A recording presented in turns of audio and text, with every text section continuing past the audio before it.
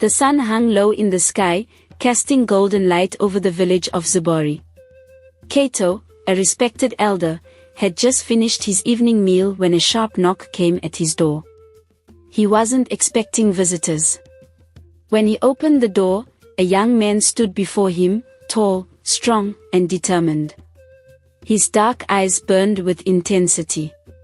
"Are you Kato?" the young man asked. "I am," Kato replied. "My name is Tunde," the young man said. "I am your son." Kato felt his world shift. He gripped the wooden frame of his hut to steady himself. A flood of memories returned, memories of Nia, a woman he had met briefly many years ago. "That is impossible," Kato muttered. But he stepped aside and said, "Come in." Inside, Kato and Tunde sat across from each other. The air was thick with tension. Tunde reached into his pouch and pulled out an aged piece of animal hide. He placed it on the wooden table between them. "This is my birth record. My mother says you are my father." Kato picked it up with steady hands, reading the name written there. His own. He frowned. "I knew your mother once, but I never laid with her. We spoke for an evening, nothing more. My father was there the whole time. The next day, I left for Zubori." Tunde's face hardened. "Then why did she give me your name?" Kato exhaled slowly. "That is the question, isn't it?" The news spread like wildfire through Ezulani, Tunde's village. The elders gathered beneath the great baobab tree, whispering among themselves. "If Kato denies the child, let him prove it," one elder said. Tunde's uncle, Jabali, clenched his fists. "Kato must take responsibility. He abandoned my sister, left her to suffer." But others murmured, doubtful. "If Kato speaks the truth, what then?" Meanwhile, the village women whispered their own suspicions. "Why would Nia wait 30 years to demand justice?" one asked. "Perhaps she feared shame," another answered. But in the heart of the storm, one thing was clear: the truth would not stay buried forever. Tunde stormed into Kato's compound again the next morning. His voice carried across the village. "If you will not accept me, then let the spirits decide." A sacred council was called, and Elder Gamba, the chief, sat before them. "The spirits never lie," he declared. "We will ask them through the test of blood." Kato remained calm. He had nothing to fear. But Tunde's hands trembled. He had spent his life believing one truth. What if the spirits revealed another? Even Nia, his mother, remained silent, her face unreadable. The truth was coming. Whether they were ready or not. The villagers gathered to witness the ritual. The shaman stood before Kato and Tunde, holding a sacred root in one hand and a bowl of water in the other. "The blood of a father and son will bind," the shaman said. "If they are true kin, the spirits will reveal it." Kato offered his arm, and so did Tunde. A small cut was made on each, and their blood dripped into the bowl. The shaman stirred the mixture with the sacred root, watching. Silence fell. Then, the shaman frowned. "The spirits have spoken. Kato is not Tunde's father." Gas erupted. 30 years of belief crumbled in an instant. All eyes turned to Nia. The village waited. But she did not speak. Jabali, her brother, stepped forward in fury. "This test is a lie," he bellowed. The shaman shook his head. "The spirits do not lie." Nia looked down at the ground, her fingers clenched in her lap. The truth was written all over her face, but she would not speak it. Tunde turned to her. "Mother, if Kato is not my father, who is?" Her lips parted, but no words came. Then, without another word, she turned and walked away. That evening, Tunde sat before Kato's fire, staring into the flames. His whole life had been a lie. If you are not my father, then who is, he whispered. Cato placed a firm hand on his shoulder. The truth does not change who you are. You are still a strong warrior. A good man. But I must know, Tunde said. Cato nodded. Then we will search together. And so, an old man and a young warrior began a journey, not just to find a father, but to uncover the truth buried beneath 30 years of stories. The next morning, Cato and Tunde set out for Nyambai, his mother's village. The road stretched long before them, winding through vast grasslands and dense forests. The air smelled of damp earth, a sign of the recent rains.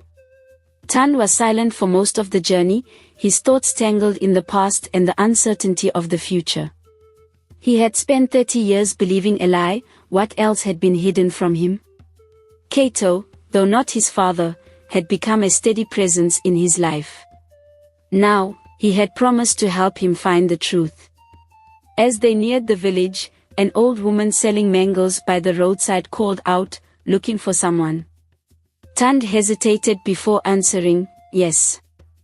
I am looking for my real father." The woman's face darkened. "Then you must speak to the elders. They know more than anyone else." With that, their journey took a new turn, one that neither of them could have predicted. As Cato and Tunde entered Nyambai, the village felt both familiar and foreign. The narrow paths, the smell of burning firewood, and the distant laughter of children brought a strange mix of comfort and unease. Tunde's heart pounded as he approached the elders' gathering place, a large baobab tree at the center of the village. There, seated on wooden stools, were the oldest men of Nyambai, their faces marked by time and wisdom. One of them, an elder named Baba Okoro, eyed him carefully. "You look like someone I knew long ago," he murmured. Tunde stepped forward. "I was told all my life that Cato was my father. But the truth says otherwise. I need to know who my real father is." The elders exchanged glances. Finally, Baba Okoro sighed. "There was another man, a traveler from the north. He and your mother were close, closer than most knew. His name was Jabari." Tunde's breath caught in his throat. A name. A clue. But where was Jabari now? The name Jabari echoed in Tunde's mind like a distant drumbeat. His mother had never spoken of this man. Why? Was it shame? Fear? Or something deeper? Baba Okoro leaned forward, his voice low. Jabari was not from Nyambai. He was a merchant from the northern lands, passing through our village many times. He and your mother, they were seen together often. Tunde clenched his fists. "Where is he now?" The elder shook his head. "No one knows. He left before you were born and never returned. Some say he traveled east, others say he died." Tunde felt frustration rising within him. Another mystery. Another path leading into the unknown. Cato placed a reassuring hand on his shoulder. "We will find him, Tunde. If he still lives, we will find him." The elders exchanged glances again. "There is one person who might know more," Baba Okoro said at last. "Your mother's brother, Uncle Boko. But be warned, he does not take kindly to questions about the past." Tunde exhaled sharply. He had come too far to turn back now. Tomorrow, he would face his uncle and demand the truth. At dawn, Tunde and Cato made their way to Uncle Boko's home, a small mud brick house on the edge of the village. The old man sat outside, sharpening a knife, his eyes narrowing as they approached. "I know why you're here," Boko muttered before Tunde could speak. "You want to dig up old graves." Tunde's chest tightened. "I want the truth." Boko let out a bitter laugh. "Truth? Truth is dangerous, boy. Your mother made her choices, and I protected her. I told her to name the merchant as the father, but she refused. She feared what the village would say, what our family would suffer. Tan's breath caught. So she named Kato instead. Boko nodded. She needed someone the village would believe. But the real man, Jabari, was long gone. I heard he traveled east, beyond the mountains. Tan clenched his fists. The truth had always been there, hidden in whispers and secrets. Then I will go east. I will find him. Boko sighed. You are stubborn, like your mother. If you must go, seek the Traders' Road. That is where Jabari was last seen. Tan felt a mix of anger and relief. The truth was closer than ever. The journey east was long and grueling, but Tan refused to give up. Guided by old merchants and travelers, he followed the Traders' Road, stopping at villages along the way, asking about Jabari. Finally, in a distant town near the border, an elderly man recognized the name. Jabari? Oh, yes. He settled here many years ago. He was a quiet man, a weaver. Tan's heart pounded. Where is he now? The old man pointed to a small hut at the edge of town. There. With Kato beside him, Tan approached the house.